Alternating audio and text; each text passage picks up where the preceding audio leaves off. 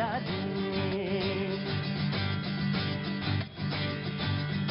मबनी दब मगरे गरे गरे सा ओ मबनी दब मगरे गरे गरे सा मबनी दब मगरे गरे हरे बिना मोहे चैन नया बे धक धक धक मारा जी घबरावे हरे बिना मोहे चैन नया बे धक धक धक मारा जी घबरावे बोले बांसुरिया सुन ले सवरिया बोले बांसुरिया सुन ले सवरिया हरे बिना मोहे कुछ नहीं बाए पिया रे पिया रे पिया रे पिया रे पिया रे पिया रे पिया रे पिया रे हर बिना लगे नहीं मारा जिया रे हो हर बिना लगे नहीं मारा जिया रे हो हर बिना लगे नहीं मारा जिया रे बहुत बहुत शुक्रिया थैंक यू सो मच भैया जी। कहीं पे आपका बहुत बहुत स्वागत है। आज ठंड भी है और हवा भी खूब बढ़िया चल रही है। बातचीत के सिलसिले को जोड़ने के लिए मैं एक बार फिर मैं आपके बीच में हाजिर हूं। वो तमाम सारे लोग जो यहाँ पे मौजूद हैं, मैं उन सब का बहुत बहुत स्वागत करता हूं। बातचीत के सिलसिले को जोड़ने के लिए आपसे एक दो चीजें जरूर बात करूंगा। कहाँ से आना हुआ, कहाँ से आए हैं, कहाँ से आना हुआ आपका? दिल्ली से हम। दिल्ली से ही है, बहुत अच्छी बात है। आप कहाँ से हैं जी? मैं लखनऊ से हूँ। अरे तो इतना सोचने की क्या बात है कि मैंने लखनऊ कहे कि दिल्ली कहे, मैंने बहुत सोच के बोला आपने। बहुत बहुत शुक्रिया, thank you so much. Lucknow वाले इतना सोच के बोलते हैं, मुझे पता नहीं था। कहाँ से आना हुआ भाई? उत्तराखंड से। उत्तराखंड से? कहाँ से उत्तराखंड से? चंपावत। चंपावत, बड़ी खूबसूरत जगह है जी। स्नोफॉल होता है चंपावत में। बहुत बहुत शुक्रिया। और चंपावत मेरा जाना हुआ है, लेकिन आज तो यहाँ पे जिस तरह से हवा तेज है और शीत लहरी चल रही है, मैं तो यकीन मानिए कि आज मैं थोड़ी थोड़ी बात करके मामला निपटा दिया जाए तो बहुत अच्छा चलेगा। जी जी। मैं कुछ वर्ड में थोड़ा सा बिल्कुल हट करके चीज लाया हूँ। लाए मतलब क्या है? लाया मतलब ये है, आपके साथ में एक बुक है मेरे पास में, जो शायद आप सुनेंगे सारे के सारे तो हैरान हो जाएंगे। पूरी भीड़ यहाँ पर जो किसी के लिए ताली न बजी हो, वो शायद, मुझे लगता है, मैं झूठ नहीं बोल रहा, अगर आप इसको पढ़ेंगे और वास्तविकता आप देखेंगे तो इस सारी भीड़ को मैं कहता हूँ, क्या आप लोग ताज्जुब करेंगे, ये व्यक्ति आज अचानक यहाँ पर भैया जी कहने में कौन आ गया। क्या नाम है आपका? मेरा नाम है प्रवीण कुमार सक्सेना। कहाँ रहने वाले हैं सक्सेना मैं जी? रहता हूँ यहीं दिल्ली में ही। अच्छा, क्या काम करते हैं? मैं मैनेजर था बैंक में। था मतलब अब तो रिटायर हो गया, अब तो क्या मतलब वहाँ चीज दिखा दी यही वाली हैं? बैंक में? हाँ बैंक में नहीं है ये, हाँ। बैंक से रिलेटेड नहीं है। हाँ। ये अरे मैंने कहा वहाँ भी ये चीज दिखा दी थी क्या? नहीं, वहाँ पर आप देखेंगे ना मेरा है काहे की चीज? क्या है? देखिए, नहीं देखिए नहीं, पहले बताइए। सारी समस्याओं का समाधान हाँ, ये आज तक कभी भी नहीं हुआ। इसमें सारी समस्या का समाधान है? मेरे पास है तभी। अच्छा बैठिए, यहीं बैठिए। मतलब इसकी बहुत ज्यादा जरूरत है। ये जितने लोग यहाँ पे आए हैं ना, इनकी सारी समस्या का समाधान मुझे यहीं से करना है। और ये रोज हिंदू मुसलमान जो हो रहा है सक्सेना जी, जो रोज हिंदू मुसलमान हो रहा है, इसी चार्ट से समझा दीजिए कि ये हिंदू मुसलमान बन जाए, क्योंकि सारी समस्या तो आप थैले में लेके घूम रहे हैं। पहले बैंक में थे आप। ठीक है सक्सेना जी, मैं आता हूँ। बिल्कुल, आप बहुत काम के आदमी है, मैं आपसे काम की सारी बातें पूछूंगा। नमस्ते मैम, कहाँ से आना हुआ आपका? ललितपुर से। ललितपुर न छाड़िए जब तक मिले उधार। क्या बात है, ललितपुर से आना हुआ। ललितपुर का शो मुझे याद है, लेकिन आज बहुत ठंड है यकीनन। तो कुछ कहना चाहती हैं आप? कैसे आना हुआ? मेरी सिस्टर है, छुट्टियां हैं, अभी मैं टीचर हूँ। अच्छा। तो विंटर वेकेशन चल रही है तो इसलिए। बहुत अच्छी बात है, विंटर वेकेशन है तो इसका थोड़ा सा आनंद लीजिए।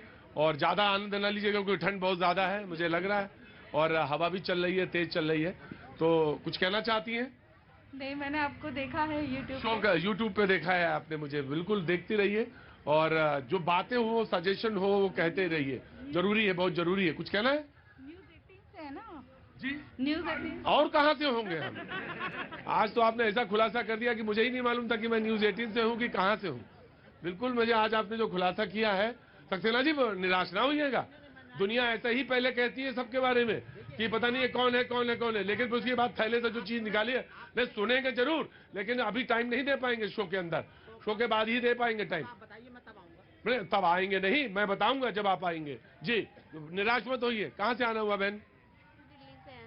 दिल्ली से जी, क्या काम करती हैं?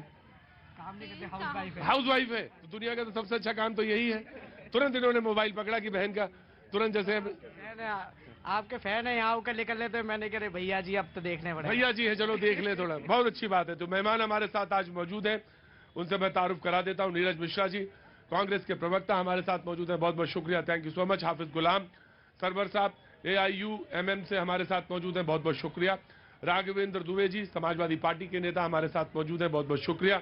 निरंजन पोद्दार, राजनीतिक विश्लेषक हमारे साथ मौजूद है, बहुत बहुत शुक्रिया, थैंक यू सो मच। हाजी मेहरुद्दीन रंगरेज साहब हमारे साथ मौजूद है, बहुत बहुत शुक्रिया, thank you so much.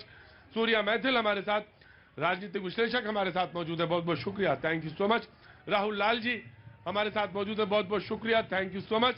Shailendra Dubey ji हमारे साथ मौजूद है, बहुत बहुत शुक्रिया Shailendra ji, thank you so much.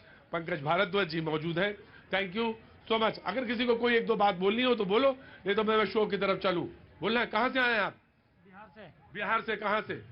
Bihar से रोहतास। रोहतास जिला, बहुत अच्छी बात। क्या नाम है बेटा? रंजीत। रंजीत, तुमने तो बहुत अच्छी तरह से अपने को प्रोटेक्ट किया है, बिल्कुल। कोई काम करते हो या अभी स्टूडेंट हो? नहीं, वेटर सर्विस करते हैं। सर्विस कर रहे हैं, क्या है, कौन सा विभाग? गुड़गांव। गुड़गांव। गुड़गांव। गुड़गांव में विभाग है। जी जी, आपका क्या हो गया? सर हमारा 20,000 रुपए का चालान हो गया। अच्छा, तो काम ही ऐसा किया होगा, 20,000 रुपया हुआ होगा, और क्या? हाँ। आजकल क्या है, जो पोल्यूशन के नाम पे गवर्नमेंट हमारे से फंड्स ले रही है जी। हमारे को इंफ्रास्ट्रक्चर नहीं प्रोवाइड कर रही है। ये पोल्यूशन के नाम पे बहुत बड़ा घोटाला है। ग्रैब 4 इस्तेमाल कर देते हैं, पोल्यूशन आ गया। क्या गाड़ियां बंद करने से पोल्यूशन चला जाएगा? नहीं जाएगा। लेकिन जो इंफ्रास्ट्रक्चर गवर्नमेंट हमारे से ग्रीन टैक्स लेती है, सब चीज लेती है, पर वो क्या ये गाड़ियां बंद करने से, हमारा काम बंद करने से क्या ठीक रहेगा? जी, 20,000 रुपए का इनके ऊपर टैक्स है। कहां से आना हुआ आपका? दिल्ली से है। मैं आता हूं आपके बाद। तो जो आज का मुद्दा था वो बहुत साफ था। उन्होंने, मोहन भागवत जी, राष्ट्रीय स्वयंसेवक संघ के सरसंघ चालक जी ने कहा कि मुसलमानों को डरने की जरूरत नहीं, बस इतनी बात बोलनी थी।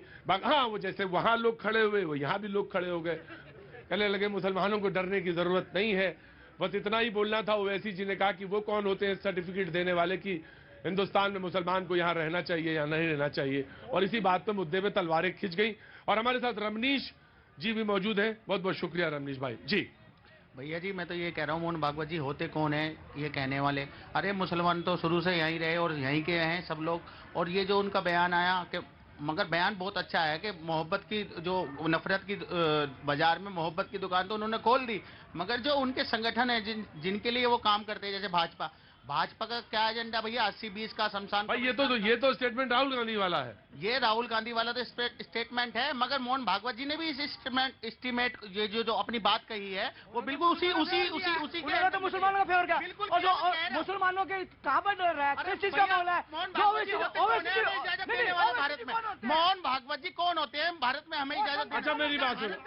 अरे सुन लो भरी भाई, मोहन भागवत जी नहीं भी, लेकिन एक बात तो बहुत कही जा सकती है कि अगर कोई समझदार आदमी, बुजुर्ग आदमी कोई बात कह रहा है तो सुनी तो जा ही सकती है, उसका विश्लेषण आप करते रहिए। लेकिन आप कौन आदमी होता है, कौन कहने वाला होता है, यहीं से शुरू हुई सारी बात, यहीं से शुरू होगी। हम सिर्फ अल्लाह से डरते हैं भैया जी, हैं? और किसी से नहीं डरते। हैं? हम सिर्फ अल्लाह से डरते हैं।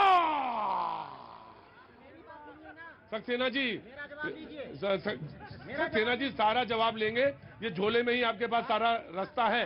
अरे सक्सेना जी, झोले में ही है ना, बैठे रहिए, अभी आता हूँ थोड़ी देर में, झोले में ही लेके चले। जी Neeraj ji, want to comment Congress.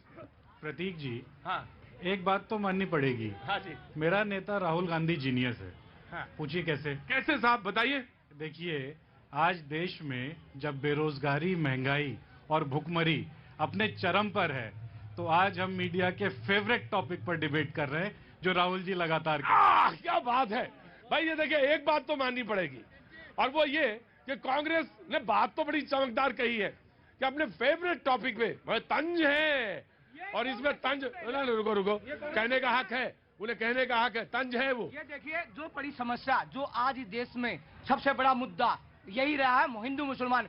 किसी हिंदू ने किसी मुसलमान को गलत बोला है? किसने घर से बाहर निकाला? ये सबसे बड़ा मुद्दा है देश में। ये बनाया हुआ है कांग्रेस का। आज 75 साल का अमृत महोत्सव मना रहे, किसी ने सरकार रही 60 साल से कांग्रेस की, इन्होंने मुद्दे को मुद्दा बनाए रखा, उस समस्या समाधान की। अच्छा ठीक है भाई, चलो। प्रतीक जी, देखिए, आज जो मोहन भागवत जी के बयान पर आज जो बहस छिड़ी, मैं आरएसएस की वेबसाइट देख रहा था तो हेडगेवार जी का पहला स्टेटमेंट उस वेबसाइट के बैनर पर है कि देश के अंदर हमें हिंदुओं को विजिलेंट बनाना है, मतलब डर से डराना है, और जिसका रिएक्शन आपको ये मिलेगा कि वो सब संगठित होके आपके साथ चलेंगे। तो खेल तो डरने का और डराने का है। आज एक असंगठित, सुनिए, आज एक अनरजिस्टर्ड संगठन के नॉमिनेटेड अध्यक्ष जी ने जो बात सामने रखी है वो तो उनकी विचारधारा है। जी जी जी, ठंड से बाहर आ जाओ जरा, तुरंत जल्दी से बाहर आओ। धन्यवाद प्रतीक जी। पहले तो पूरे देश को भारत माता की जय, वंदे मातरम। देखिए प्रतीक जी, अभी बहुत धीरे से लगा रहे हो आजकल वंदे मातरम, भारत माता की जय, क्या बात? पूरा देश लगा रहा है प्रतीक जी। वंदे मातरम और भारत माता की जय छीना ठोक के देश के देशभक्त कह रहे हैं और देश के गद्दारों की छाती पर सांप लौट रहे हैं। लोग कह रहे होंगे जो टेलीविजन देखते हैं वो ये जानते हैं कि बड़े आराम से डिबेट चली थी, प्रतीक जी ने ही आज आग लगाई है। बड़े आराम से बोल रहे थे मैथिल साहब भी, धीरे से याद दिलाई, अरे तुम तो मैथिल हो, अरे तुम तो सूर्या मैथिल हो। डिबेट में आजकल यही होता है कि अरे तुम्हें तो याद ही नहीं तुम कौन हो, अरे तुम भगवान राम हो, तो भगवान राम है, तुम ऐसे धीरे धीरे कैसे बोल रहे हो? तुम्हारे से तो आ रहा हूँ, मुझे मालूम है पोद्दार साहब। चमत्कार करेंगे भी आप भी। देखिए प्रतीक जी, अरे देखिए क्या बोलिए उधर हमारे राष्ट्रीय संत परम पूजनीय भागवत जी ने जो कहा उसका जो अर्थ है, जैसी रही भावना जैसी प्रभु मूरत तिन देखी तैसी। अरे देखो आज इन्होंने सुना दिया, देखा ये है? फिर भी गलती हो गई। आप डेली सुनाते हैं, 10 बार कम से कम शो में आप ये पढ़ चुके हैं चौपाई, फिर भी मैथिल जी आज मिस कर गए। हाँ जी, फिर भी गलत है। नहीं गलत नहीं है। जाकी रही भावना जैसी प्रभु मूरत तिन देगी तिन देखी तिन देखी। कोई बात नहीं, कोई बात नहीं। राम जब जगो, तुम्हें एक बात बताते, आज मंत्र, आज शो तो रोज होते हैं, आज मेरा भी मन नहीं, तबीयत मेरी बिल्कुल ठीक नहीं है, सच बता रहे, दवा खा के आया हूं मैं। रोज डिबेट करता हूं, जब कुछ ना समझ में आया करे डिबेट में तो एक ही बात बोला करो। क्या नाम है आपका? पूनम गोदारा तेजागेड़ा। अच्छा, पूरा नाम बताती, पता सहित। कहाँ से आना हुआ आपका? हरियाणा तेजागेड़ा से। हाँ, हरियाणा वाला तो ऐसे ही बताता, अपने मकान पता सहित बताता। तुम्हें अगर कोई दिक्कत हो तो वहीं मिलना आके। Thank you so much. मैं आता हूँ आपके पास, तो मैं आपको एक गुरु मंत्र दे देता हूँ। गुरु तो मतलब मंत्र है, जब ना समझ में आए तो सिर्फ एक ही बोला, राम ही केवल प्रेम प्यारा। मैं अक्सर बोलता हूँ ये बात, मैं अक्सर बोल देता हूँ। बस उसके बाद है, हाँ बोलो बेटा, तुम्हारी जो भावना है तुम उसी हिसाब से बोलो, तुम्हें तो धनुष तोड़ना ही होगा। देखिए प्रतीक जी, हाँ। माननीय भागवत जी ने यही तो कहा कि भैया हिंदुस्तान सबके लिए है और हिंदू सहिष्णु है, लेकिन मुसलमानों को अपने वर्चस्व वाली नीति को त्यागना चाहिए। ये देश सही मायने में सेकुलर है, सभी धर्मों के लिए यहाँ स्थान है, सभी का विकास होता है, लेकिन आपकी जो विचारधारा है उसको रोक लीजिए। ये तो बात सही थी, यहां तक मैं बात ठीक थी, लेकिन जब एक तरफ से बयान आया तो दूसरी तरफ से भी बयान आया, और दूसरी तरफ से शफीकुर रहमान साहब का, बर्क साहब का बयान आया। बोले मुसलमान तो 1 नंबर का है, ये 2 नंबर का मुसलमान होता ही नहीं है, मुसलमान सिर्फ 1 नंबर का होता है। और बात फिर डिबेट वालों के लिए बन गई, डिबेट वालों के लिए बन गई बात कि चलो इसी पे आज डिबेट होगी। मैम बहुत ठंडा है आज, क्या नाम है इनका? आरव किस क्लास में है? 5th में। मैं अक्सर बच्चों से कहता हूं जो 5th और 6th और 7th और रुकिए सक्सेना साहब, अभी नहीं पूछ पाएंगे, अभी टाइम नहीं है, इतनी जल्दी में है तो फिर निकलिए। तो मैं अक्सर ये कहता हूं कि जो अच्छी चीज है वही लेना, ठीक है ना, और बाकी सारी चीजों पे ध्यान मत देना, तो अच्छी चीज लगे वही देना जी। तो उन्होंने कहा मैं आ गया, 1 सेकंड, अरे नहीं मैं आ गया, मैं एक सेकंड, अभी मन नहीं भरा इनका। देखिए प्रतीक जी, आप समझिए हिंदू कितना सहिष्णु है। 5 लाख हिंदू माइग्रेट हो गया कश्मीर से, लेकिन वो यहाँ पर अहिंसात्मक तरीके से रह रहा है। लेकिन जहाँ जहाँ, चाहे सीमांचल ले लीजिए, चाहे आप झारखंड के 6 जिले ले लीजिए, जहाँ जहाँ माइनॉरिटी मेजॉरिटी हो जाती है, वहाँ का भूगोल चेंज हो जाता है। गजब है भाई, अच्छा ये बता दो जरा, तुम ये जो तुम बार बार, आज तो तुम बहुत अच्छे सुर में बोल रहे हो मैथिल जी के यहाँ पे सबका अधिकार है, कल से तो और उससे पहले की आपकी जितनी भी डिबेट है आप कहते थे मुसलमानों का कोई अधिकार नहीं है यहाँ पर, और ये तो हिंदू राष्ट्र बनाने चलेंगे, हम हिंदू राष्ट्र बना, भैया ने कई बार कहा इन्होंने, ये हिंदू राष्ट्र की बात कर रहे थे, मगर देखो ये अगर इन्होंने कहा होता, कब ये अगर ये कहेंगे और या कहा इन्होंने, तो ये डिबेट में उसी दिन आखिरी बार आएंगे, उसके बाद कभी आएंगे भी नहीं। अरे कोई सर्टिफिकेट मांगने वाले हैं क्या? लेकिन ये बात बता मुझे, ओवैसी क्यों कहते हैं? ओवैसी का जो बयान है वो भी कोई बहुत बहुत उम्दा, और कहना चाहिए कि ओवैसी कोई नेता मुसलमानों का नहीं है, मैं बार बार कह रहा हूँ। ओवैसी की एक पार्टी है जिसका नाम MIM है, उसकी पार्टी के लोग हैं, वो इसी पार्टी से मिलते जुलते मौलाना भी की पार्टी है। मेरी पार्टी नहीं है, आपका संगठन है, आगे आइए जी। और मिलता जुलता नहीं है। संगठन में तो धर्म, मुस्लिम फ्रंट है आपका। संगठन को धर्म जाति का होना चाहिए, पार्टी को नहीं होना चाहिए, ये एक क्लियर बात है। क्योंकि पॉलिटिकल पार्टियां सबका प्रतिनिधित्व करती हैं, संगठन बनता ही है किसी जाति का, किसी राज्य का, किसी धर्म का। ये बात खत्म हो गया अब यहाँ पर। आज जो मोहन भागवत जी ने बातें कही हैं, और जब मोहन भागवत जी बोलेंगे तो ओवैसी साहब चुप कैसे रहेंगे? ये भारत के अधिकांश मुस्लिम जानते हैं कि अगर मोहन भागवत जी बोलेंगे, अमित शाह जी बोलेंगे, तो ओवैसी साहब पर फिर फर्ज बन जाता है कि वो बोलेंगे। फर्ज बन जाता है। हाँ, फर्ज इसलिए बन जाता है, और इसलिए जब वो फर्ज बन जाता है तो उधर नीरज मिश्रा मुस्कुराते हैं। मैं बता रहा हूँ। सच्चाई यह है कि भारत के अधिकांश मुस्लिम, 90% प्लस मुस्लिम ये मानते हैं, और शब्द बहुत प्रचलित है, A टीम और B टीम, आपने सुना ही होगा। मैच फिक्स होता है। दरअसल असल मुद्दे पर मैं आना चाहता हूं। उन्होंने ये कहा कि मुसलमानों को श्रेष्ठता के माने सोच से बाहर निकलना चाहिए, एक बात। दूसरी बातें उन्होंने कही कि देश में आप ये बात जो कहते हैं कि मुसलमान जो है वो श्रेष्ठता के विचार से, किसी के लिए भी श्रेष्ठता के विचार से बाहर, कि हम नंबर 1 है, हम नंबर 1 ही है, तो ये इसमें निकलना चाहिए। क्लियर बातें उन्होंने कही हैं कि मेरे पूर्वज ने यहाँ राज किया था, मैं भी करूंगा। इस पर मैं अपना पक्ष रखना चाहता हूँ। पहली बात, मुसलमानों के न तो मुगल पूर्वज हैं, भारतीय मुसलमानों के न तुगलक पूर्वज हैं, न ऐबक पूर्वज हैं, न बलवन पूर्वज हैं। एकदम क्लियर कंसेप्ट है।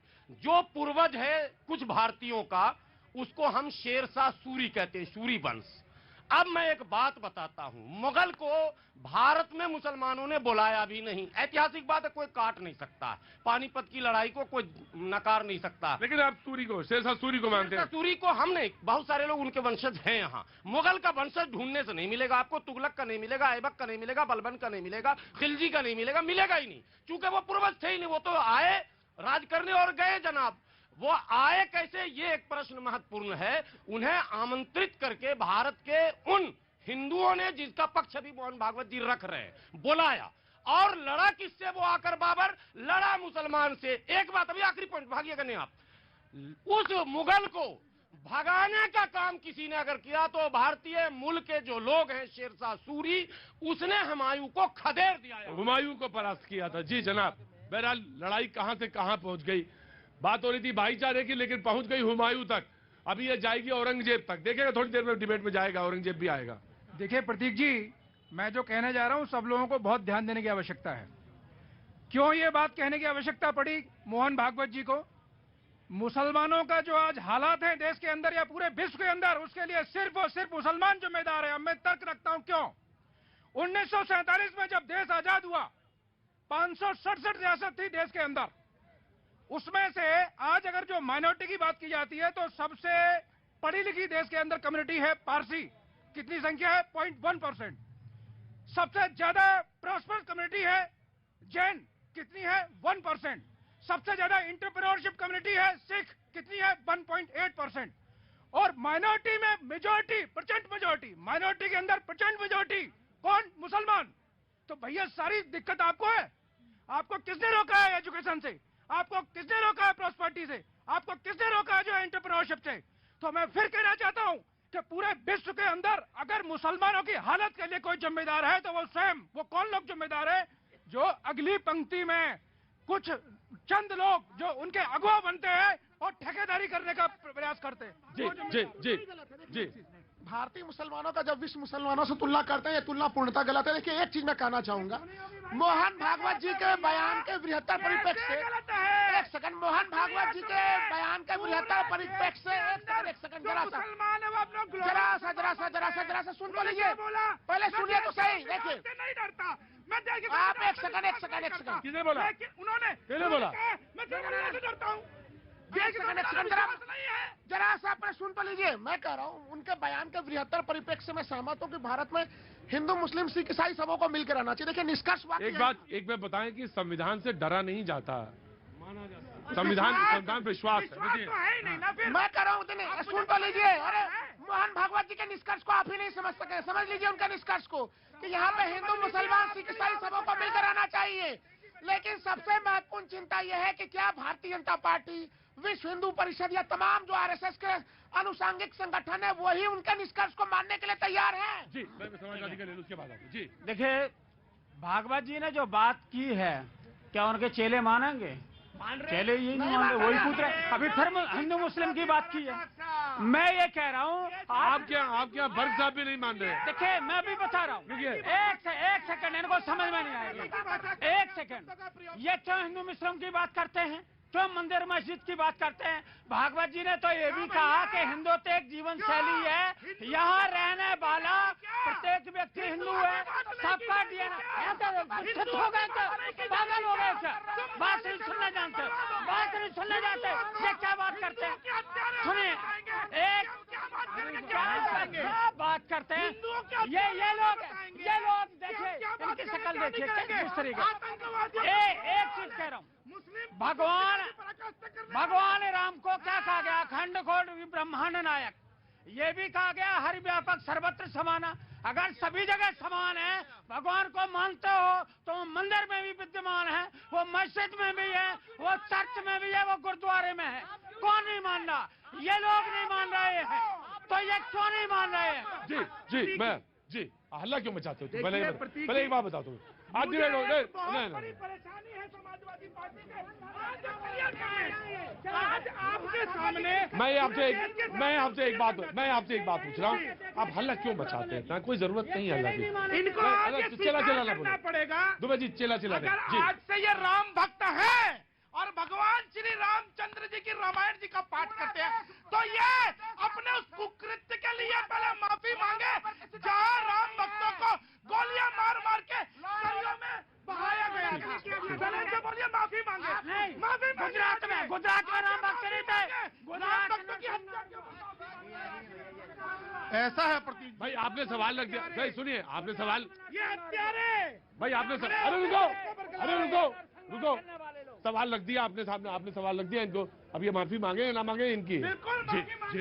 ऐसा है प्रतीक जी, मोहन भागवत जी ने जो कहा है, सुनो, सीधी सी देसी भाषा के अंदर सारे लोग समझेंगे। मोहन भागवत जी ने कहा है कि भाई हिंदुस्तान को हिंदुस्तान रहने दो। आप जो कर रहे हो ना कि चिट भी मेरी और पुट भी मेरी और अंडा मेरे बाप का, ये नहीं कहा उन्होंने कहा हिंदुस्तान ही रहेगा। कोई विशेष अपने आप को विशेष ना समझे। उन्होंने यही कहा, कोई अपने आप को विशेष ना समझे। और जिनको पुनीत प्रतीक जी, जिनको खड़ा नहीं दिखेगा उनको पढ़ा क्या दिखेगा, ये बताओ। जी, अब मुझे नहीं मालूम ये खड़ा और पढ़ा कौन सी भाषा में कहां से ले आए हैं, ये हमें बिल्कुल नहीं समझ में आ रहा है कि खड़ा पढ़ा बीच में कहां से आ गया। पोद्दार जी, उन्होंने कहा कि हिंदुस्तान जो है हिंदुस्तान ही रहेगा, ये बयान है उनका, बयान का हिस्सा। नीरज, प्रतीक जी, जो बात मैं पहले कह रहा था, ये खेल डरने का और डराने का है। कौन डर रहा है, कौन डरा रहा है? बहुसंख्यक हिंदू समाज को अगर ऐसी बातें कहकर इनके बारे में कि ये हथियारे हैं, तो ये डर का ही तो खेल है। हम तो कह रहे हैं डरिए मत। लेकिन प्रतीक जी, मोटी मोटी बात, इन्होंने अपने स्टेटमेंट में एक लाइन कही कि जो देशद्रोही हैं उनके छाती पर सांप लौट रहा है, इन्होंने कहा आपके अभिवक्तव्य में। तो देशद्रोही की व्याख्या कर लेते हैं आज, जो इस देश के तिरंगे का अपमान। पहले तो ये भी बात होगी कि कौन डर रहा है और कौन डरा रहा है। व्याख्या तो इसकी भी होगी नीरज, 100% इसकी भी होगी कि कौन डर रहा है, कौन डरा रहा है, और इसकी भी होगी, और फिर इसकी भी होगी, देशद्रोही की भी हो जाएगी। देखिए, मैं एक बात, देखिए, बिल्कुल होगी, मैंने कहा बिल्कुल होगी, लेकिन मैंने एक बात कही नीरज मैं आपकी बात पे कह रहा हूं, बिल्कुल होगी, लेकिन एक बात ये जरूरी है कि कोई किसी से सर्टिफिकेट नहीं मांग रहा और ना किसी को हक है सर्टिफिकेट मांगने का और ना किसी को ये हक है कि मैं नंबर 1 हूं। और ये भी बयान बिल्कुल बर्क साहब का गलत कि मुसलमान सिर्फ नंबर 1 होता है। तो इसका मतलब ये वही होता है कि जो मोहन भागवत जी ने कहा, कि किसी को श्रेष्ठता का दंभ नहीं होना चाहिए, बिल्कुल नहीं होना चाहिए। आपको नीरज जी, प्रतीक जी, बर्क साहब ने जो कहा उससे मेरा कोई सरोकार ही नहीं है। राइट, ठीक। प्रतीक जी, वो क्यों कहा गया मैं बताता हूँ। 1947 में जो रियासतें थी 567, उसमें से सारी की सारी मुस्लिम रियासतें गिना चुना के, रुकिए 1 मिनट, गिना चुना के एक रियासत थी पटियाला सिखों की, न कोई बौद्ध रियासत थी। अरे नवाब रामपाल, वक्त है छोटे से ब्रेक के बाद में फिर हाजिर होता हूं।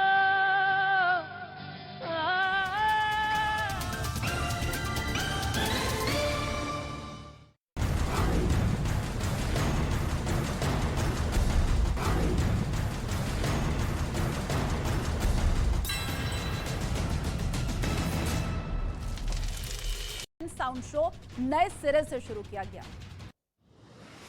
आरएसएस प्रमुख मोहन भागवत का मुसलमानों की सुरक्षा पर बड़ा बयान। मोहन भागवत ने कहा, आज भारत में रहने वाले मुसलमानों को कोई नहीं पहुंचा सकता नुकसान। जमियत उलेमाए हिंद के अध्यक्ष मौलाना अरशद मदनी के को एजुकेशन वाले बयान पर विवाद बढ़ा। मदनी के बयान पर साधु संतों की भी अब प्रतिक्रिया आई सामने। मध्य प्रदेश के जबलपुर में अग्निवीरों की असली परीक्षा हुई शुरू। जम्मू एंड कश्मीर राइफल्स में सेना के अधिकारी दे रहे हैं नवयुवकों को ट्रेनिंग। बिहार के बक्सर में गांव वालों ने थर्मल प्लांट पर किया हमला। पुलिस की गाड़ी को भी आग के हवाले किया। मुआवजे की मांग पर लोगों ने गुस्सा जताया। पश्चिम बंगाल के आसनसोल में कुरियर कंपनी में पिस्तौल की नोक पर लूट की वारदात। लाखों की लूटपाट करके बदमाश हुए फरार।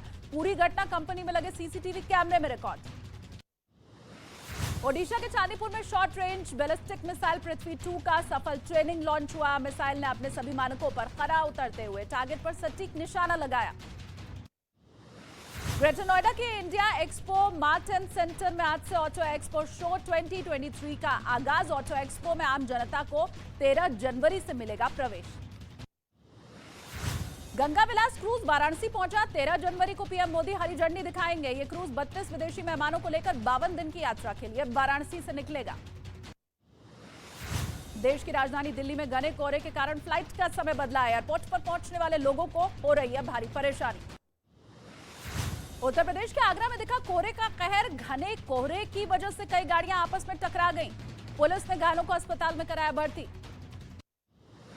उत्तर प्रदेश के इटावा में हाईवे पर अधिकारियों की लापरवाही से हुआ बड़ा हादसा। चेकिंग के दौरान घने कोहरे के बीच कई गाड़ियां आपस में टकराईं। उत्तर प्रदेश के सहारनपुर में घने कोहरे की वजह से हुआ दर्दनाक हादसा। अनियंत्रित होकर पलटा ट्रैक्टर। हादसे में किसान की मौत। उत्तर प्रदेश के वाराणसी में ठंड और कोहरे का कहर बढ़ता जा रहा है। लोगों को आने जाने में भी भारी परेशानियों का करना पड़ रहा है सामना। ठंड से राहत पाने के लिए लोग आग जलाकर रह रहे हैं। उत्तर प्रदेश के इटावा में जानवर भी ठंड से परेशान हो रहे हैं। ठंड से जानवरों को बचाने के लिए इटावा सफारी प्रशासन ने ब्लोअर का किया इंतजाम। बिहार के बक्सर में सर्दी का संदेशा लेकर के आए प्रवासी पक्षियों ने तालाब में डाला डेरा। बाहरी देशों में बर्फबारी होने के कारण विदेशी पक्षियों ने बक्सर में अपना ठिकाना बनाया। मध्य प्रदेश के ग्वालियर से कड़ाके की ठंड के बीच पुलिस की मानवीय तस्वीर सामने आई। खुले आसमान के नीचे सो रहे एक बुजुर्ग की पुलिस अधिकारी ने की मदद। वीडियो हुआ वायरल। हिमाचल प्रदेश के कुल्लू में बर्फबारी का सिलसिला तेज। दूर दूर से सैलानी बर्फबारी का लुत्फ उठाने पहुंच रहे हैं। हिमाचल के सोनमर्ग में पहाड़ बर्फ से ढके। भारी बर्फबारी के बीच सैलानी यहां पहाड़ों पर पहुंच रहे हैं। महाराष्ट्र के कल्याण मुरबाद हाईवे पर गड्ढों के खिलाफ शिक्षकों ने किया प्रदर्शन। गड्ढों में बैठकर धरना देते दिखाई दिए शिक्षक। गोवा की एक फैक्ट्री में भीषण आग लगने से मचा हड़कंप। आग की ऊंची ऊंची लपटों पर पूरे इलाके में धुएं का गुब्बार छाया। दमकल की गाड़ियों ने आग पर पाया काबू। हरियाणा के बहादुरगढ़ में बदमाशों ने बैंक के बाहर एक लड़के पर किया हमला। दिन दहाड़े पैसों से भरा बैग लेकर हुए फरार। दिल्ली के वजीराबाद इलाके में दिन दहाड़े बदमाशों ने लूट की वारदात को दिया अंजाम। कैश वैन के गार्ड को गोली मारकर 8 लाख रुपए लेकर हुए फरार। लखनऊ में टला बड़ा हादसा, बस के नीचे आने से बाल बाल बचा मोटरसाइकिल सवार। घटना का सीसीटीवी वीडियो आया सामने। राजस्थान के सवाई माधोपुर से दिल दहला देने वाली तस्वीर आई सामने। एक शराब की दुकान में 15 से ज्यादा बदमाशों ने किया हमला, तोड़फोड़ कर कैश लेकर हुए फरार। महाराष्ट्र के ठाणे में स्कूल से अगवा कर हत्या की गई, पुलिस ने बच्चे के शव को बरामद कर लिया है, आरोपी को किया गया गिरफ्तार। झारखंड के जमशेदपुर में रेलवे की जमीन पर बने अवैध निर्माण के खिलाफ बड़ी कार्रवाई हुई है। जिला प्रशासन और रेलवे ने अभियान चलाया, अतिक्रमण पर चला बुलडोजर। उत्तर प्रदेश के मेरठ में कार के ऊपर चढ़कर कुछ लड़कों ने किया हंगामा, शराब के नशे में हंगामा करने का आरोप, वीडियो हुआ वायरल। उत्तर प्रदेश के शाहजहांपुर में 70 लाख रुपए के ड्रग्स के साथ एक तस्कर हुआ गिरफ्तार, पंजाब में सप्लाई करने जा रहा था ड्रग्स। मध्य प्रदेश में सरेआम गाड़ी पर जानलेवा स्टंट करने पर एक कुख्यात बदमाश को मिली सजा, आरोपी वाहन चलाते हुए पाया गया तो दोबारा जाना पड़ेगा जेल। हरियाणा के रोहतक में पिता और बेटी का शव मिलने से मचा हड़कंप, आरोपियों की तलाश में जुटी पुलिस। जम्मू कश्मीर के शोपियां में तेंदुए की वजह से दहशत फैली, वन विभाग के कर्मचारियों ने पेड़ पर चढ़े तेंदुए को कड़ी मशक्कत के बाद रेस्क्यू किया। चीन की सीमा तनाव के बीच सरकार ने रक्षा के क्षेत्र में बड़ा फैसला किया, सेना की ताकत बढ़ाने के लिए रक्षा खरीद परिषद ने 4276 करोड़ से ज्यादा के हथियार और उपकरण खरीदने को मंजूरी दी। महंगाई की मार झेल रहे पाकिस्तान की हालत बद से बदतर होती जा रही है, आटे के लिए सड़कों पर बैठकर रोते नजर आए लोग। बंगाल पाकिस्तान की सड़कों पर रोटी के लिए मची भगदड़, रोटी के लिए ट्रकों के पीछे भागते हुए दिखाई दिए लोग। पाकिस्तान के पूर्व प्रधानमंत्री इमरान खान की मुश्किलें बढ़ी, चुनाव आयोग की अवमानना के मामले में इमरान खान समेत पार्टी के बड़े नेताओं के खिलाफ गिरफ्तारी वारंट जारी। अमेरिका के कैलिफोर्निया में बर्फबारी के बाद बाढ़ की मार, जगह जगह भरा पानी, शहर टापू में तब्दील। चीन के शंघाई में स्वास्थ्य सेवाएं पूरी तरह से बिगड़ी, अस्पताल में सभी बेड भरे, मरीज जमीन पर लेटकर करा रहे हैं इलाज। चीन में कोरोना से बढ़ती मौतों के बीच शमशान में लगा शवों का ढेर, शमशान में काम कर रहे लोगों का लगातार काम करके बुरा हाल। और शिकागो में हाईवे पर प्लेन की हुई इमरजेंसी लैंडिंग, उड़ान भरते वक्त हवाई जहाज के इंजन में आई खराबी। हालात का जायजा लेने के लिए जोशीमठ पहुंचे CM Pushkar Singh Dhami, news 18 India से की खास बातचीत, बोले हालात को बेहतर बनाने में जुटी सरकार। सहकारिता के क्षेत्र में केंद्रीय कैबिनेट का बड़ा फैसला, 3 नए सहकारी संघों को मिली मंजूरी, किसानों की आमदनी बढ़ाने पर जोर। बिहार के बक्सर में मुआवजे की मांग पर ग्रामीणों का प्रदर्शन, थर्मल पावर प्लांट के बाहर खड़ी गाड़ियों को किया आग के हवाले, पुलिस पर घर में घुसकर किसानों को पीटने का आरोप।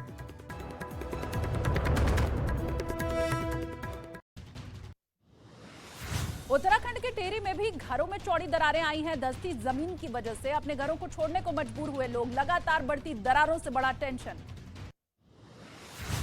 जोशीमठ के हालात पर नजर बनाए हुए हैं प्रधानमंत्री नरेंद्र मोदी, वहां के हालात की पल पल की जानकारी ले रहे हैं प्रधानमंत्री। एक्टर तुनिशा शर्मा मामले में आरोपी शीजान खान की जमानत पर आज फिर सुनवाई होगी, बसई कोर्ट आज शीजान की जमानत पर फैसला दे सकता है। लॉरेंस गैंग के रोहित गोदारा ने जयपुर के कारोबारी से फोन करके 1 करोड़ की फिरौती मांगी है, कारोबारी का आरोप व्हाट्सएप कॉल के जरिए उसे धमकी दी गई। बंगाल के एसटीएफ ने मध्य प्रदेश के खंडवा से सिमी के पूर्व सदस्य को गिरफ्तार किया, एंटी नेशनल गतिविधियों में शामिल था आरोपी। प्रधानमंत्री मोदी ने इंदौर में हो रहे ग्लोबल इन्वेस्टर समिट का वर्चुअली उद्घाटन किया, 2 दिनों तक चलने वाले सम्मेलन में 80 से अधिक देशों के प्रतिनिधि हो रहे हैं शामिल। जयपुर में अखिल भारतीय पीठासीन अधिकारियों का सम्मेलन शुरू, उपराष्ट्रपति जगदीप धनखड़ और लोकसभा अध्यक्ष ओम बिरला सम्मेलन में हुए शामिल। गृह मंत्री अमित शाह ने लाल किले पर जय Hind light and sound show का किया उद्घाटन, करीब 5 साल के बाद लाल किले में लाइट एंड साउंड शो नए सिरे से शुरू किया गया। आरएसएस प्रमुख मोहन भागवत का मुसलमानों की सुरक्षा पर बड़ा बयान, मोहन भागवत ने कहा आज भारत में रहने वाले मुसलमानों को कोई नहीं पहुंचा सकता नुकसान। जमियत उलेमाए हिंद के अध्यक्ष मौलाना अरशद मदनी के को एजुकेशन वाले बयान पर विवाद बढ़ा, मदनी के बयान पर साधु संतों की भी अब प्रतिक्रिया आई सामने। मध्य प्रदेश के जबलपुर में अग्निवीरों की असली परीक्षा हुई शुरू, जम्मू एंड कश्मीर राइफल्स में सेना के अधिकारी दे रहे हैं नवयुवकों को ट्रेनिंग। बिहार के बक्सर में गांव वालों ने थर्मल प्लांट पर किया हमला। पुलिस की गाड़ी को भी आग के हवाले किया। मुआवजे की मांग पर लोगों ने गुस्सा जताया। पश्चिम बंगाल के आसनसोल में कुरियर कंपनी में पिस्तौल की नोक पर लूट की वारदात। लाखों की लूटपाट करके बदमाश हुए फरार। पूरी घटना कंपनी में लगे सीसीटीवी कैमरे में रिकॉर्ड। ओडिशा के चांदीपुर में शॉर्ट रेंज बैलिस्टिक मिसाइल पृथ्वी 2 का सफल ट्रेनिंग लॉन्च हुआ। मिसाइल ने अपने सभी मानकों पर खरा उतरते हुए टारगेट पर सटीक निशाना लगाया। ग्रेटर नोएडा के India expo mart and centre में आज से ऑटो एक्सपो शो 2023 का आगाज। ऑटो एक्सपो में आम जनता को 13 जनवरी से मिलेगा प्रवेश। गंगा विलास क्रूज वाराणसी पहुंचा। 13 जनवरी को पीएम मोदी हरी झंडी दिखाएंगे। ये क्रूज 32 विदेशी मेहमानों को लेकर 52 दिन की यात्रा के लिए वाराणसी से निकलेगा। देश की राजधानी दिल्ली में घने कोहरे के कारण फ्लाइट का समय बदला। एयरपोर्ट पर पहुंचने वाले लोगों को हो रही है भारी परेशानी। उत्तर प्रदेश के आगरा में दिखा कोहरे का कहर। घने कोहरे की वजह से कई गाड़ियां आपस में टकरा गईं। पुलिस ने घायलों को अस्पताल में कराया भर्ती।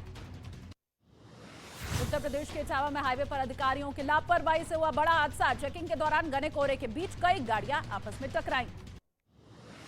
उत्तर प्रदेश के सहारनपुर में घने कोहरे की वजह से हुआ दर्दनाक हादसा। अनियंत्रित होकर पलटा ट्रैक्टर। हादसे में किसान की मौत।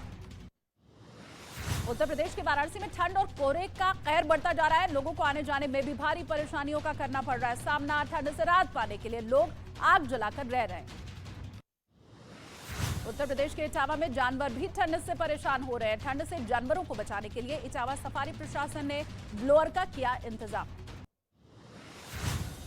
बिहार के बक्सर में सर्दी का संदेशा लेकर के आए प्रवासी पक्षियों ने तालाब में डाला डेरा। बाहरी देशों में बर्फबारी होने के कारण विदेशी पक्षियों ने बक्सर में अपना ठिकाना बनाया। मध्य प्रदेश के ग्वालियर से कड़ाके की ठंड के बीच पुलिस की मानवीय तस्वीर सामने आई। खुले आसमान के नीचे सो रहे एक बुजुर्ग की पुलिस अधिकारी ने की मदद। वीडियो हुआ वायरल। हिमाचल प्रदेश के कुल्लू में बर्फबारी का सिलसिला तेज। दूर दूर से सैलानी बर्फबारी का लुत्फ उठाने पहुंच रहे हैं। हिमाचल के सोनमर्ग में पहाड़ बर्फ से ढके। भारी बर्फबारी के बीच सैलानी यहां पहाड़ों पर पहुंच रहे हैं। महाराष्ट्र के कल्याण मुरबाद हाईवे पर गड्ढों के खिलाफ शिक्षकों ने किया प्रदर्शन। गड्ढों में बैठकर धरना देते दिखाई दिए शिक्षक। गोवा की एक फैक्ट्री में भीषण आग लगने से मचा हड़कंप। आग की ऊंची ऊंची लपटों पर पूरे इलाके में धुएं का गुब्बार छाया। दमकल की गाड़ियों ने आग पर पाया काबू। हरियाणा के बहादुरगढ़ में बदमाशों ने बैंक के बाहर एक लड़के पर किया हमला। दिन दहाड़े पैसों से भरा बैग लेकर हुए फरार। दिल्ली के वजीराबाद इलाके में दिन दहाड़े बदमाशों ने लूट की वारदात को दिया अंजाम। कैश वैन के गार्ड को गोली मारकर 8 लाख रुपए लेकर हुए फरार। लखनऊ में टला बड़ा हादसा। बस के नीचे आने से बाल बाल बचा मोटरसाइकिल सवार। घटना का सीसीटीवी वीडियो आया सामने। राजस्थान के सवाई माधोपुर से दिल दहला देने वाली तस्वीर आई सामने। एक शराब की दुकान में 15 से ज्यादा बदमाशों ने किया हमला। तोड़फोड़ कर कैश लेकर हुए फरार। महाराष्ट्र के ठाणे में स्कूल से अगवा कर हत्या की गई। पुलिस ने बच्चे के शव को बरामद कर लिया है। आरोपी को किया गया गिरफ्तार। झारखंड के जमशेदपुर में रेलवे की जमीन पर बने अवैध निर्माण के खिलाफ बड़ी कार्रवाई हुई है। जिला प्रशासन और रेलवे ने अभियान चलाया। अतिक्रमण पर चला बुलडोजर। उत्तर प्रदेश के मेरठ में कार के ऊपर चढ़कर कुछ लड़कों ने किया हंगामा। शराब के नशे में हंगामा करने का आरोप। वीडियो हुआ वायरल। उत्तर प्रदेश के शाहजहांपुर में 70 लाख रुपए के ड्रग्स के साथ एक तस्कर हुआ गिरफ्तार। पंजाब में सप्लाई करने जा रहा था ड्रग्स। मध्य प्रदेश में सरेआम गाड़ी पर जानलेवा स्टंट करने पर एक कुख्यात बदमाश को मिली सजा। आरोपी वाहन चलाते हुए पाया गया तो दोबारा जाना पड़ेगा जेल।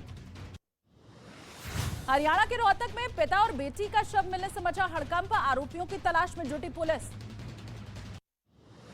जम्मू कश्मीर के शोपियां में तेंदुए की वजह से दहशत फैली। वन विभाग के कर्मचारियों ने पेड़ पर चढ़े तेंदुए को कड़ी मशक्कत के बाद रेस्क्यू किया। चीन की सीमा तनाव के बीच सरकार ने रक्षा के क्षेत्र में बड़ा फैसला किया। सेना की ताकत बढ़ाने के लिए रक्षा खरीद परिषद ने 4,276 करोड़ से ज्यादा के हथियार और उपकरण खरीदने को मंजूरी दी। महंगाई की मार झेल रहे पाकिस्तान की हालत बद से बदतर होती जा रही है। आटे के लिए सड़कों पर बैठकर रोते नजर आए लोग। कंगाल पाकिस्तान की सड़कों पर रोटी के लिए मची भगदड़। रोटी के लिए ट्रकों के पीछे भागते हुए दिखाई दिए लोग। पाकिस्तान के पूर्व प्रधानमंत्री इमरान खान की मुश्किलें बढ़ी। चुनाव आयोग की अवमानना के मामले में इमरान खान समेत पार्टी के बड़े नेताओं के खिलाफ गिरफ्तारी वारंट जारी। अमेरिका के कैलिफोर्निया में बर्फबारी के बाद बाढ़ की मार, जगह जगह भरा पानी, शहर टापू में तब्दील। चीन के शंघाई में स्वास्थ्य सेवाएं पूरी तरह से बिगड़ी। अस्पताल में सभी बेड भरे, मरीज जमीन पर लेटकर करा रहे हैं इलाज।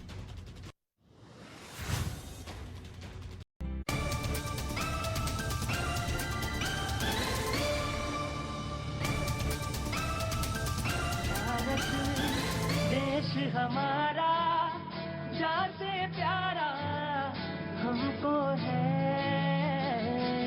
भारत देश हमारा जाते प्यारा हमको है। इसमें रहने वाले भारतवासी एक है, इसमें रहने वाले भारतवासी एक है।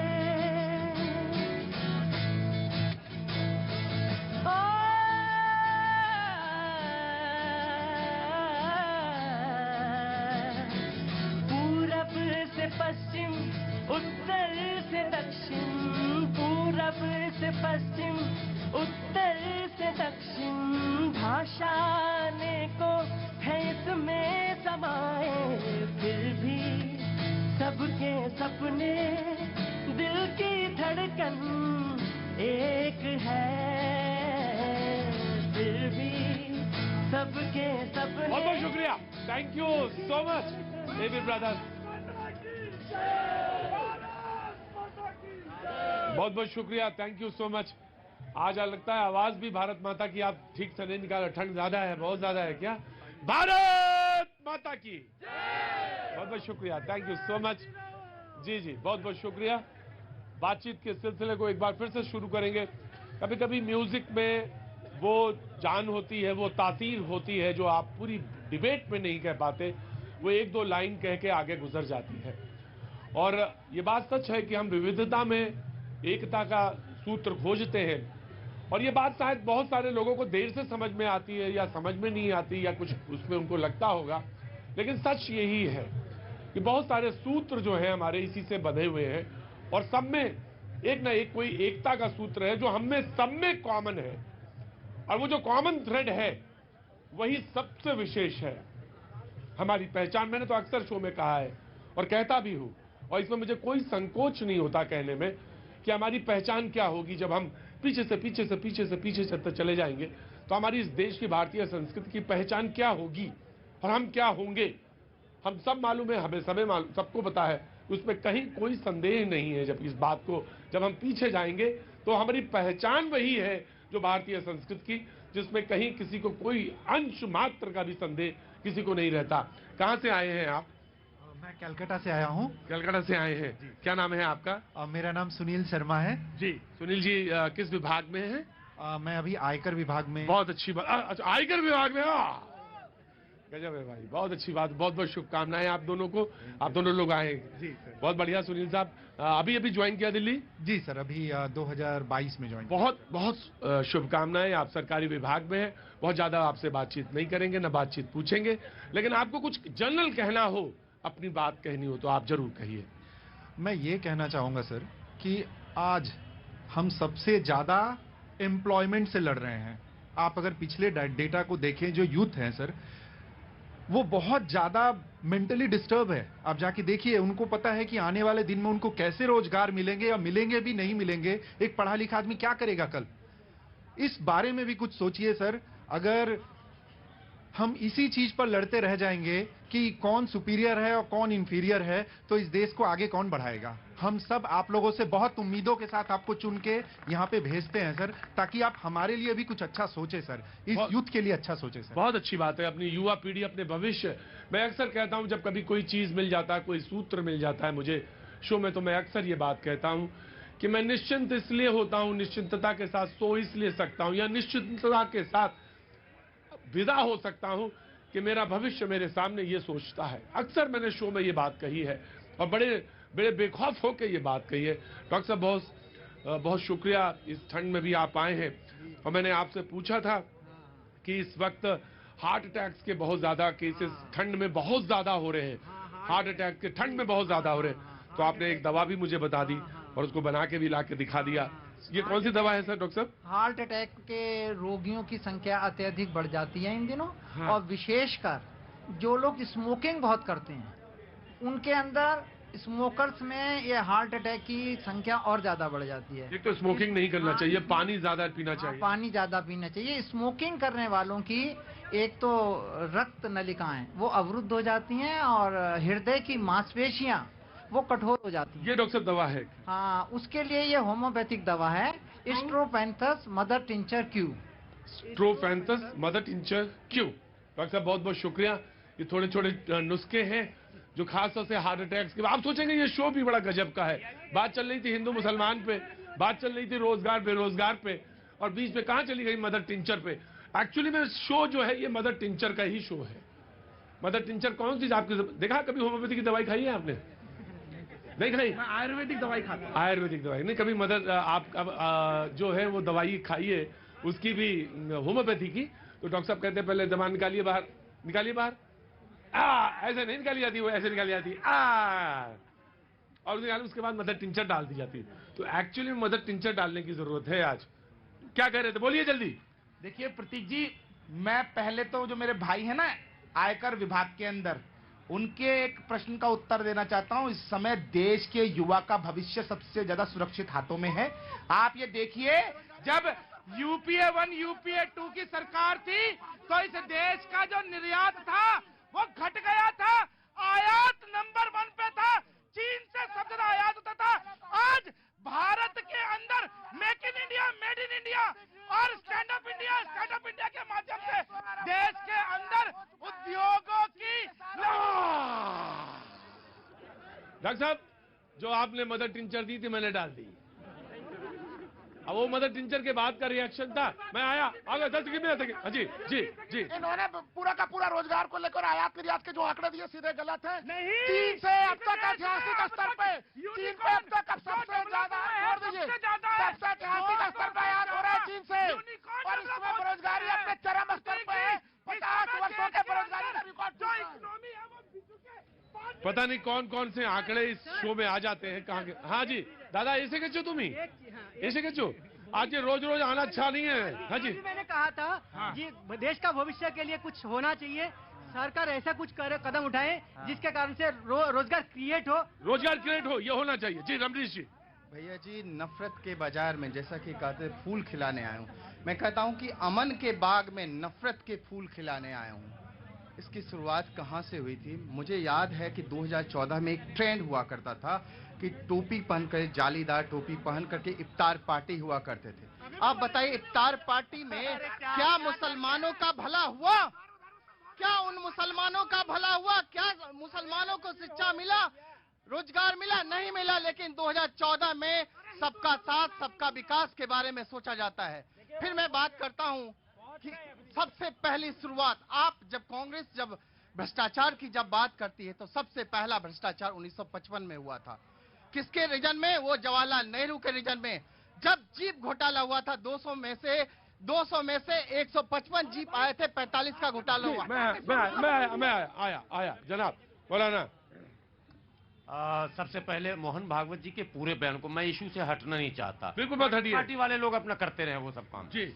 एक बहुत अच्छा बयान उन्होंने दिया। इस पूरे बयान में 1-2 बातें नहीं कही, 5, 6, 7 बहुत सारी बातें कही उसमें एक बात उन्होंने कही कि तुम भी अच्छा, मैं भी अच्छा। तुम मैं सुपीरियर नहीं है, सुपीरियर नहीं, तू भी अच्छा, कोई सुपीरियर नहीं है। मैं कहता हूँ अकॉर्डिंग टू इस्लाम, कुरान कहता है लकुम दीनुकुम वलिय दीन, तुम अपने दिन पर रहो, तुम अपने दिन पर रहो, और कोई किसी को बुरा भला मत कहो। ये अगर मैंने पैदा हो जाए तो मैं समझता हूँ फिर ये भी एक मसला हो जाएगा। एक सेकंड, अब जहां मैंने बात खत्म की थी, इस देश में आक्रांता विदेशी सबको मेरे सर पर थोपा जाता है। अकबर जो मुगल शासक का चर्चित चेहरा, जिसको महान भी कहा, इस देश की महानता देखिए कि ग्रेट कहा गया, मैंने नहीं कहा इसलिए मेरे ऊपर मत डालिएगा, जिन लोगों ने, जिन इतिहासकारों ने कहा, उस अकबर का हल्दी घाटी में कमान अगर कोई संभालता है तो वो भारतीय मूल का, उसी के खिलाफ, उसी के अकबर को के खिलाफ हल्दी घाटी में महाराणा प्रताप की तरफ से कमान अगर कोई संभालता है तो वहीं फिर आ गया मैं हाकिम खान सूरी।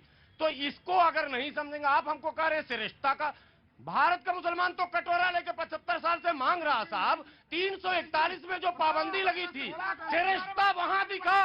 हम तो पीछे हैं, बहुत पीछे लाइन में खड़े हैं, हमको श्रेष्ठता कहा। चुटकी भर लोग जिनका मैच फिक्स है वो कहते हैं मैं श्रेष्ठ हूँ, मेरे अब्बा राजा थे, कुछ न थे साहब किसी की। जी प्रतीक जी, लोकतंत्र है, वोट की ताकत है, कोई किसी पर कब्जा नहीं कर रहा है, संविधान बहुत मजबूत है। और मैं सर्टिफिकेट नहीं बांट रहा था, मैं ये कह रहा था कि वो व्याख्या क्या थी। जो इस देश के तिरंगे का अपमान करे वो देशद्रोही, जो इस संविधान का अपमान करे वो देशद्रोही, जो इस सेक्युलर देश का अपमान करे वो देशद्रोही। तो मैं सर्टिफिकेट नहीं बांट। मैथिल जी, मेरे साथ नहीं। वो कहीं अधिकार अल्पसंख्यकों का है, वो ये किसने कहा? मैं ठीक सुन लिया। वो कहीं नहीं जाते मैथिल, वो कहीं नहीं जाते, बहुत सम्मान करते हैं सबका। प्रतीक जी, ये देश की जनता को तय करना है कि कौन देशभक्त है, कौन देशद्रोही है। हम तो कह रहे हैं इंसान का इंसान से हो भाईचारा, ऐसा हो देश हमारा। जी रुकिए। हाँ जी। देखिए प्रतीक जी, आज तो सत्ता से बाहर होने के बाद इनको राम भी याद आ रहा है और इंसान से इंसान का भाईचारा भी याद आ रहा है। लेकिन देश के अंदर इनके शासनकाल में 45,000 से ज्यादा दंगे हुए, जिसमें हिंदुओं की सच्चाई तो ये है कि 2014 के बाद मजहबी शासन आया है। 2014 से पहले ना हिंदू था ना मुसलमान थे, हम लोग एक इंसान थे। और 2014 के बाद हमारे साहब जो है वो हिंदू ला दिए, मुस्लिम ला दिए, ना रोजगार है ना उद्योग। कहाँ से आना हुआ आपका? ना मेक इन इंडिया हुआ। कहाँ से आना? बिहार में कहाँ से? सहरसा से। जब तो गए थे बिहार से ही बोल रहे हैं आप। हमको बस ये पता करना था जिला कौन सा, इधर का है या उधर का है। अब देश को बर्बाद कर चुके हैं, ना उद्योग कुछ नया कर पाए हैं। सब जो लाते हैं वो विदेश से लाते हैं। आगे हाँ जी। 70 साल से कांग्रेस ने क्या किया है? ये बोले देश बर्बाद कर दिया। इससे पहले ये IPS बने बैठे थे, क्या थे ये? अब इनको बीजेपी ने ये नहीं बना दिया। क्या करा इन्होंने? कांग्रेस ने कुछ नहीं करा, सिर्फ घोटाले, ए से लेकर जेड तक घोटाले। बीजेपी ने गरीबों के लिए वही बैठिए जो 70 साल से बना है। जी बिल्कुल, आराम से, वन बाई वन। बीजेपी आराम बेटा, आराम। हाँ जी। इस समय सर बीजेपी बहुत बढ़िया काम कर रही है। लोकतंत्र के दृष्टिकोण से देखा जाए तो बहुत बढ़िया काम कर रही है। और जी मैं भी फैन हूँ उनका। और जो कांग्रेस कह रही है, कांग्रेस ने इसके पहले बहुत जो उन्होंने किया है वो सब देखा है, दुनिया देख रही है उसको कैसे उन्होंने किया है। बहुत अच्छी बात है। कहाँ से आना हुआ बेटा बताओ? सर मैं इटावा से। अरे आप कैसे आ गई? जी हाँ। सर ये नेता हैं, सब अपने काम की बात करते हैं। कहाँ से आना हुआ? सर इटावा से। इटावा के हो तुम? अच्छा ठीक है, बोलो। ये नेता हैं, सब अपने काम की बात करते हैं, मन में बसा के नफरत श्री राम की बात करते हैं। सर धैर्य का, मर्यादा का और सरलता का नाम प्रभु श्री राम है। गिलानी का, ईर्षा का नाम प्रभु श्री राम नहीं हो सकता, जो नफरत के साथ आंखों में क्रोध दिखा के श्री राम की बात करते हैं। क्या बात है जी। एक बात। हाँ अच्छी बात कही है, अच्छी बात है। बहुत बढ़िया बात कही है। अरे बात तो कहने दो। वर्क साहब ने भी अच्छी बात नहीं कही है। उनके समर्थन में नहीं बात प्रतीक जी, अभी काफी साथियों ने जो कहा कि नहीं, जो ये सरकार जो है ना वो मतलब कहना चाहिए जस्टिफिकेशन नहीं कर रही। तो मैं कुछ आंकड़े रख दूं। जब सरकार की कुछ 3 बड़ी योजनाएं हैं, प्रधानमंत्री आवास योजना है, आपका उज्ज्वला योजना है, रुकिए ना यार, किसान सम्मान निधि है, इसमें उत्तर प्रदेश के अंदर 30 से 35% लाभार्थी अगर मुसलमान है तो ये भेद है, ये मतलब जो सरकार का जो सबका साथ सबका विकास का जो दृष्टिकोण है। तो अब मैंने शुरू में ही कहा था कि मुसलमानों का विश्व में अगर कोई सबसे ज्यादा जो है दुश्मन है तो खुद मुसलमान है और कोई नहीं है। देखिए भैया जी, सरकार जिम्मेदार होती है, ना कि मुसलमान जिम्मेदार होंगे अपनी उसके, क्योंकि सरकार में देश के संविधान में सुनिए पहले सुनने की क्षमता रखिए। कोई बहुत विशेष बात है तो बताइए। बहुत विशेष बात है तो रुका नहीं जा सकता क्या? नहीं, अगर ना रुका जाए तो मैं आ जाऊँ आपके पास, और अगर रुका जाए तो थोड़ा वेट करिए। जी भैया जी, सरकार नीति बनाती है और वो नीति बनाती है कि एक जमीन तक जुड़े लोगों तक वो नीति उनकी जानी चाहिए। तो क्या सरकार ने, मैं सवाल पूछ रहा हूँ, तो क्या सरकार ने नीति बनाई और नीति के वितरण में, नीति के मैनेजमेंट में कहीं कुछ खोट समझ में आया? देखिए भैया जी, बिल्कुल कोई खोट नहीं है, ना कोई इस बात को कह रहा है कि मुसलमानों को के साथ यहाँ पर जो है उन्हें घर नहीं दिए जा रहे। अगर सरकार की कोई योजना होगी तो वो सबको मिलेगी, सबको सम्मान मिलेगी। प्रतीक जी, दो बातें। पहली जो इंपोर्ट पर बात हुई, $22 बिलियन का आयात हमने चाइना से किया, अभी तक का सबसे ज्यादा, $22 बिलियन।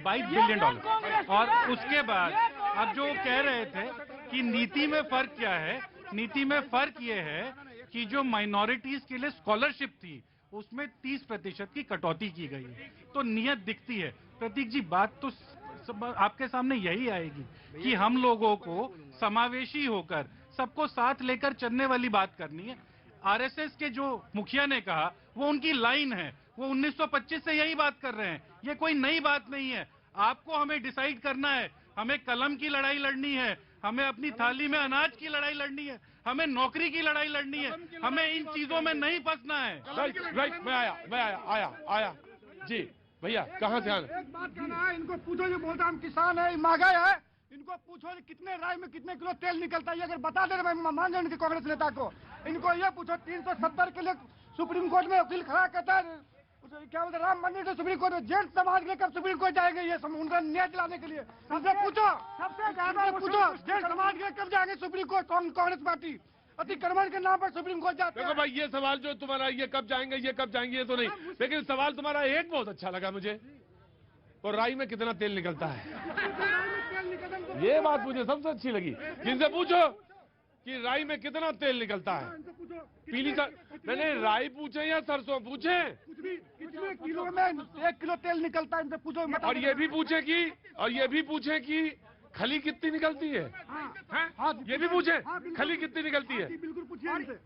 और ये पूछा सबसे ज्यादा भेदभाव यदि किया तो कांग्रेस ने किया है। मुस्लिम तुष्टीकरण की नीति अगर अपनाई है तो इस कांग्रेस ने अपनाई है। इन्होंने सांप्रदायिक विरोधी हिंसा बिल संसद में लेके आए धर्म के नाम पे, ये कांग्रेस लेके आई, जिसमें हिंदुओं का दमन करने के लिए वो जो कम्युनल वायलेंस एक्ट लेके आई थी। वन बाय वन, या तो आप देंगे जवाब या कांग्रेस देगा। कांग्रेस जैसे गिव में जस्टिफिकेशन कांग्रेस का है। प्रतीक जी, पहले तो राई और तेल की बात, आपकी उपज में 38% उसमें से तेल निकलता है, आप हिसाब लगा लीजिएगा, और एकदम सटीक आंकड़ा है सरकारी। अब तो देखिए प्रतीक जी, बात तो ये आई, बार बार सवाल उठता है ना, कांग्रेस ने क्या किया। कांग्रेस ने ये किया, सक्षम कर दिया कि उसके 70 साल के कामों को आप लोग खारिज करने लायक हो गए। कांग्रेस ने ये कर दिया। जब देश उत्तेजित था प्रतीक जी, तो आपके हाथ में हमने किताब दी, आपको सक्षम किया कि आप पढ़िए, लिखिए और अपना करियर बनाइए और दुनिया के साथ लड़िए। आपस में लड़ने के लिए हमने आपको नहीं छोड़ा। जी देखिए प्रतीक जी, मैं यहाँ पर मूल मुद्दे पे बात कर रहा हूँ, वर्चस्व की लड़ाई। तो वर्चस्व की लड़ाई हिंदुस्तान की तो आप बात कर रहे हैं, यहाँ पर तो सबका साथ सबका विकास है। मैं तो पूछना चाहता हूँ, यदि इतना ही शांति प्रियता है, वर्चस्व की लड़ाई नहीं है, तो भैया Syria, Yemen, Pakistan, Sudan, Libya, Somalia, Niger में लड़ाई किस बात की है? वहाँ तो सभी मुसलमान हैं, वहाँ किस बात की आपस में लड़ते रहते हो? वर्चस्व की लड़ाई। मैं आ रहा हूँ। जी नमस्ते, कैसी हैं? बढ़िया है, खैरियत से? क्या नाम हो गया? तबस्सुम नाज। क्या ये आप तो पुरानी दिल्ली की रहने वाली हैं, कुछ कहना चाहती हैं? जी कहना चाहती हूँ, मजहब नहीं सिखाता आपस में बैर रखना, हिंदी है हम, हिंदुस्तान हमारा, हिंदी है हम, वतन है हिंदुस्तान हमारा। बहुत अच्छी बात है, आपने बहुत बढ़िया बात कही। थोड़ा देर से आई, मतलब कहीं बिजी थी सर, एक दूसरे प्रोग्राम। अच्छा अच्छा, वाह वाह, क्या बात है जी। मैंने आ रहा हूँ, मौलाना जरा मौलाना जी। मैथिल जी ने सवाल और जवाब दोनों चीज एक साथ रख दिया। दोनों चीज इन्होंने कहा, वर्चस्व की लड़ाई सीरिया में किससे, वहां तो सब मुसलमान है, इराक ईरान जंग था, सब मुसलमान है, तो जवाब तो मिल गया। पाकिस्तान में अभी सब लड़ रहा था तहरीक तालिबान, तो वो मुसलमान ही मुसलमान लड़ रहा। तो भैया जब वो आपस में लड़ रहा है तो वो सत्ता के लिए लड़ रहा, सत्ता संघर्ष है, तो फिर आप ये क्यों कहते कि मुसलमान जहां जाता है नॉन मुस्लिम को मारता है? दोनों आरोप तो आप ही लगा दे रहे हैं उन पर। आप कह रहे हैं कि नॉन मुस्लिम को मार रहा, वहां जितनी हत्याएं हो रही हैं सब मुसलमान ही मारा जा रहा है। जी जो ये विशेषता की बात कर रहे हैं, अब सुनना मेरी बात को। सन 1947 में देश बंटवारा हुआ धर्म के नाम पे। उसके बाद में एक तरफ दे दिया गया पर्सनल लॉ, यानी कि शरिया कानून। उसके अंदर भी आईपीसी इंडिया के हिसाब से